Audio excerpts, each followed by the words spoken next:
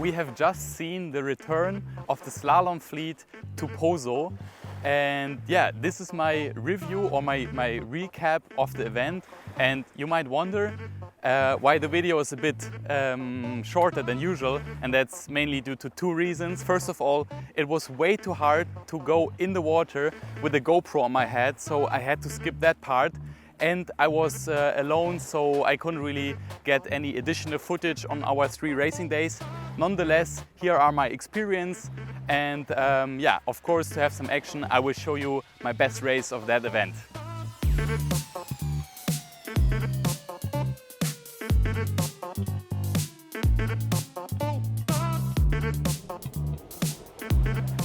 Obviously, the World Cup in Poso is known for the wave riding, but I think after 13 years the slalom fleet returned and everyone was expecting really high wind slalom, talking about 40 knots, maybe 50 knots.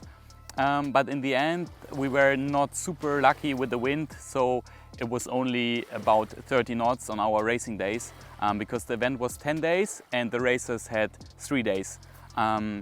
And yeah, it took me some time to get used to it again.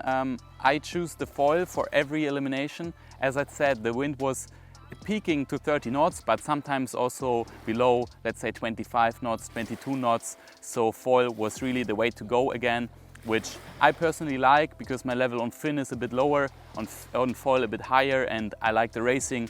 There are just more options to go around the course. And yeah, as I said, I improved over the 3 days. I felt like that I didn't have the best preparation. The last time I used 4.8 was a few months ago. So yeah, I felt improvement, which I will now also take with me to the next World Cup in Fuerte. And yeah, I finished 8th in this event. I'm happy with that, definitely.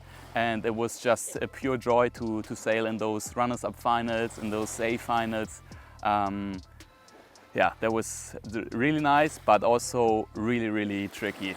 Talking about how tricky it was, just on a random evening after a racing day, I realized a good comparison. So you can also imagine how mentally exhausting foiling in such strong wind and swell is, because I was refilling my bottle of water with these big galloons that are common in Spain, and I realized that this is basically the type of concentration you need on every reach in the race. So for 3 minutes, 4 minutes straight, you need to concentrate. You can't go a few centimeters too high, too low. So it's always, yeah, you need to cut perfectly through the water. And then the next thing I realized, when we go to the jibe with so much speed all around you, other sailors, then it almost feels like in a multi-lane roundabout if you go with the car, you know. So imagine you're, I don't know, somewhere in the middle, and you know you want to take the exit, like the next exit. You need to squeeze through the cars. Of course, you need to know your right of way. You still can't go and crash into someone. So yeah, basically these two, I think, quite relatable comparison came up during the event, because it was the most focus I've ever had to race in those conditions. As I mentioned before, the next World Cup will be in Fuerte already in a few days when you are watching this video, so end of July. And before we go to the race, I promise you, just a quick reminder that my sponsor and friends from Wind Lounge are making a giveaway for every PWA Tour stop. So for Poso you could win the Liberty harness, which I absolutely love for fin and foil racing, which is also ready for pre-ordering in that shop. But for Fuerte you can go over to my or their Instagram. You can guess what result I will end up, and you have the chance to win 200 euros a voucher for their shop. So yeah, just go over there, guess where I end up. I can tell you I have a good feeling. I like strong winds. I think I can even improve a bit from Poso. So yeah, go over there and now enjoy the action. Okay, let's get into it. Bruno Martini, Mortafon, Becker, Iachino, Marotti, Rakowski, Vrieswijk, TMA. Could we see the fin? The wind has definitely increased. Let's see. There we go, Jimmy Tieme up that top end. It's like, it is like the underdog, isn't it? In the middle, we've got Mortefon. Oh, we've got, hey, is that Matteo Iachino on the fin? On the Severn, surely it is. So Matteo Iachino has took the fin. This could be very interesting right now as we go down that bottom end. Though we've got Amado Vrieswijk flying. We've got Enrico Marotti going well. Bruno Martini and the foils have actually just gone powering past Matteo Iachino here. Jimmy Diaz getting a little bit spat out the back as we come into this first mark.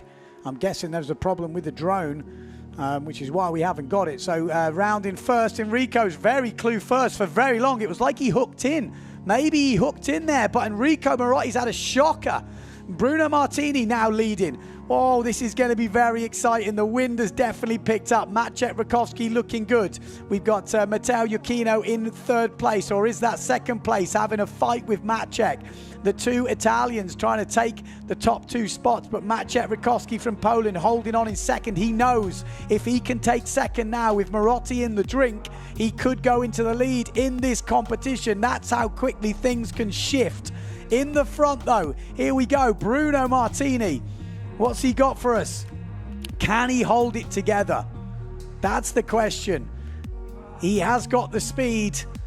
He's just made too many mistakes in the past, but Bruno Martini rounding first, then Maciej Rakowski, then Matteo Iachino, followed by Becker, followed by Amado Vrieswijk. As the foils come back at Matteo Iachino, he loses the bit there. The gimbal's having a hard time. The wind has definitely picked up because maybe the drone's feeling it right now. Down that bottom end, Bruno Martini, Maciej Rakowski, Michelle Becker making a run through in third place. Matteo Iachino not giving up just yet, nor is Amado Vrieswijk. Oh, and a moment there for Amado Vrieswijk, just going down that swell as Pierre Mortefon is catching up on the white sail. So, but in front though, Bruno Martini, this is going to be an exciting finish to this race, no doubt about it. Bruno Martini in first, second place, Maciej Rakowski. Then we've got Michelle Becker. Then we've got Matteo Iachino. Mortefon coming through ahead of Amado Vrieswijk. Still on, Michelle Becker is picking his way through the fleet. Could Michelle Becker, the German, get a win on the PWA Tour here in Pozo? Bruno Martini is definitely not given up on that bullet right now. And the other places are going to be exciting. Matteo Iachino in about fourth place. Second place is Becker, but first place, Bruno Martini, one jibe mark to go. In the final, Bruno goes round. Surely he's home and dry. Great jibe from Becker. Good jibe from Rakowski.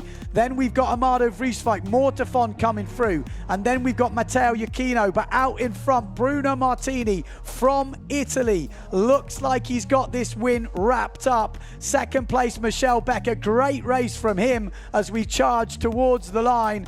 Any mistakes will be punished, and he is right on the edge, Michelle Becker. But it is going to be Bruno Martini that takes the win. Or does he? Yes, Bruno Martini takes the win, punches the sky. Becker second, Rakowski third.